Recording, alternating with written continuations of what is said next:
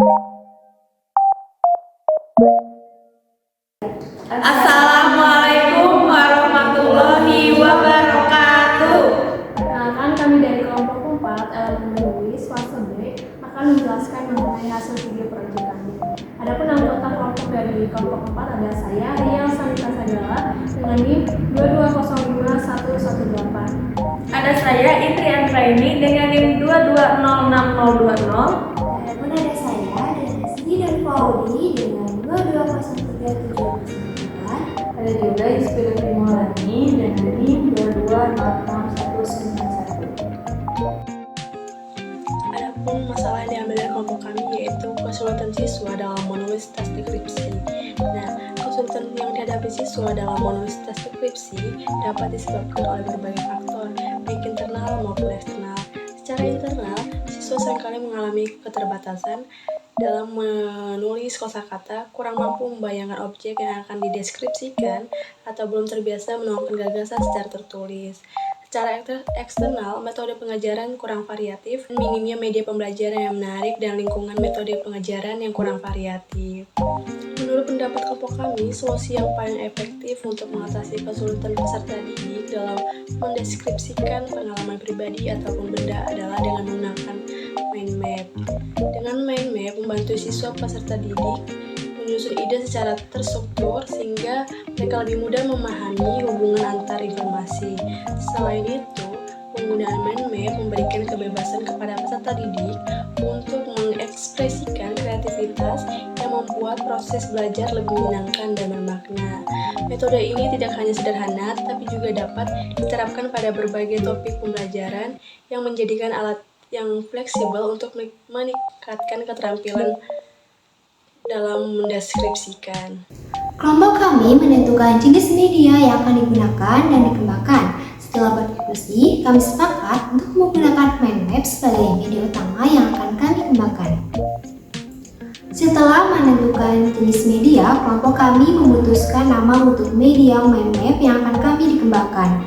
Setelah melalui diskusi, kami memilih judul yang tepat yaitu Sepintar, yaitu singkatan dari suatu informasi, pikiran, dan ide tentang objek. Setelah itu, kami langsung melanjutkan ke tahap pembuatan media tersebut. Kami membuat Sepintar dengan menggunakan Canva untuk membuat desainnya. Pada halaman pertama, membuat desain judul mind map Sepintar. Halaman kedua, membuat desain menu untuk pilihan ke materi, contoh, cara pembuatan, dan latihan. Pada halaman ketiga sampai ke-6, kami membuat desain materi dan memasukkan materi bagian pengertian, ciri-ciri, struktur, dan kebahasaan. Halaman ke-7, kami memasukkan cara menulis deskripsi. Dan halaman ke-8, kami membuat mind map contoh untuk dikembangkan ke teks deskripsi.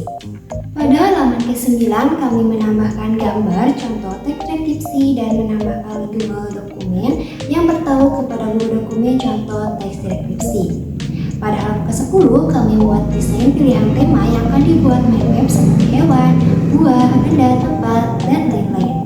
Kami membuat desain ide pikiran pada halaman ke-11 sampai ke-16. Setelah tema ditentukan pada halaman 11 dan 16, tambahkan gambar untuk menambah informasi dan memudahkan dalam pemahaman.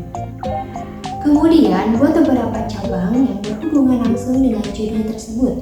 Cabang-cabang ini berisi pertanyaan yang melibatkan panca indera dengan jawabannya mewakili kategori informasi yang penting pada gambar yang akan dideskripsikan. Contoh cabang untuk jeruk adalah misalnya bagaimana rasa dari buah jeruk, bagaimana tekstur dari buah jeruk, apa warna dari buah jeruk, bagaimana bentuk dari buah jeruk, dan bagaimana aroma dari buah jeruk. Gunakan garis tebal atau warna yang berbeda untuk menghubungkan cabang-cabang ini ke gambar. Kemudian, pastikan mind map disusun dengan format yang rapi dan terstruktur. Cabang harus diatur secara logis dan tidak saling bertumpuk. Setiap bagian harus mudah diikuti agar peserta didik tidak bingung saat menggunakannya.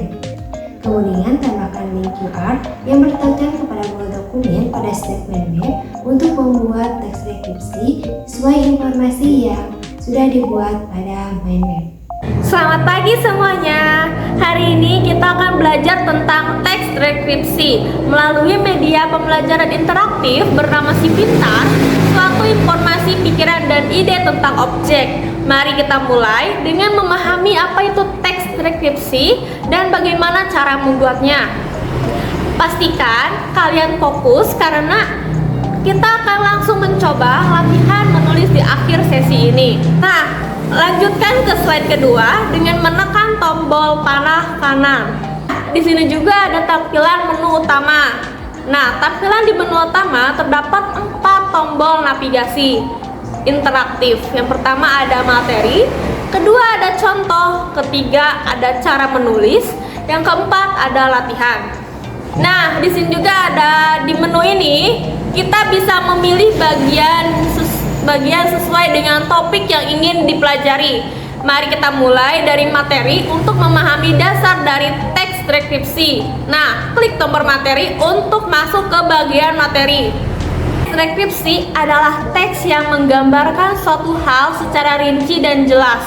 Teks ini bertujuan agar pembaca bisa membayangkan atau merasakan apa yang dijelaskan. Nah, adapun contoh, misalnya ketika kita mendeskripsikan bunga mawar, kita akan menyebutkan warnanya merah, kelopaknya halus, dan aromanya harum. Nah, klik panah kanan untuk melanjutkan ke ciri-ciri teks deskripsi. Teks deskripsi memiliki beberapa ciri penting, yaitu fokus pada suatu objek, menggunakan kata-kata yang melibatkan panca indera, dan memberikan detail yang jelas. Contoh interaktif. Coba sekarang bagaimana kalian mendeskripsikan apel di meja. Nah, di sini juga ada struktur teks deskripsi. Ada identifikasi, deskripsi bagian, kesimpulan, dan kesan. Memahami bagian cara menyusun teks deskripsi dengan benar. Nah, setiap teks deskripsi memiliki struktur yang jelas. Kita mulai dengan memperkenalkan objek, yaitu identifikasi, menjelaskan bagian-bagian objek, deskripsi bagian, dan menambahkan kesimpulan atau kesan penulis. Contoh, identifikasi. Ini adalah sebuah sepeda tua. Deskripsi bagian, sepeda ini memiliki rangka biru dan besar. Kesimpulan, sepeda ini menyimpan banyak kenangan. Nah, setelah struktur, di sini juga ada kebahasaan. Yang pertama, penggunaan ejaan dan tanda baca yang benar. Yang kedua, penggunaan sinonim untuk variasi kata. Yang ketiga, pemakaian kata umum dan kata khusus untuk informasi tepat. Yang keempat, penggunaan kata sifat untuk mendeskripsikan benda secara detail. Yang kelima, kalimat perincian untuk menjelaskan bagian objek. Yang terakhir, kalimat serapan panca indera untuk menggambarkan pengalaman sensorik pembaca. Setelah kita tahu kebahasaan, nah di sini juga ada cara menulis teks deskripsi. Yang pertama, kita tuh tentukan dulu objeknya.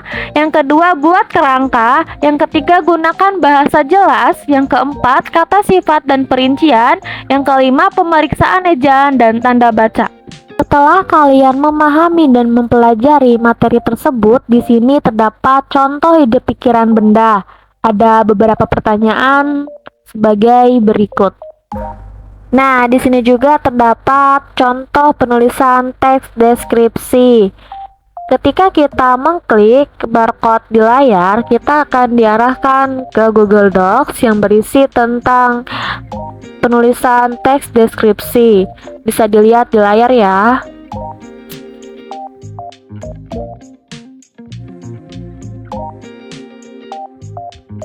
Nah, karena kita sudah mengetahui nih bagaimana cara mendeskripsikan tentang boneka tadi.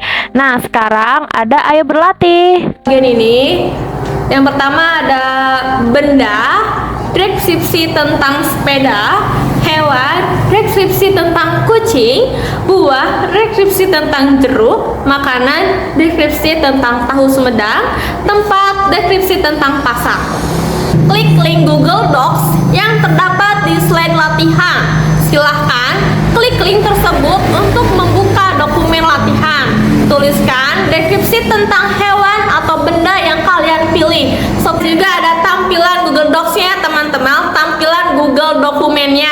Yang pertama ada tampilan kucing, ada tampilan jeruk, tampilan tahu Sumedang, ada tampilan pasar, ada tampilan mawar, dan yang terakhir ada tampilan sepeda.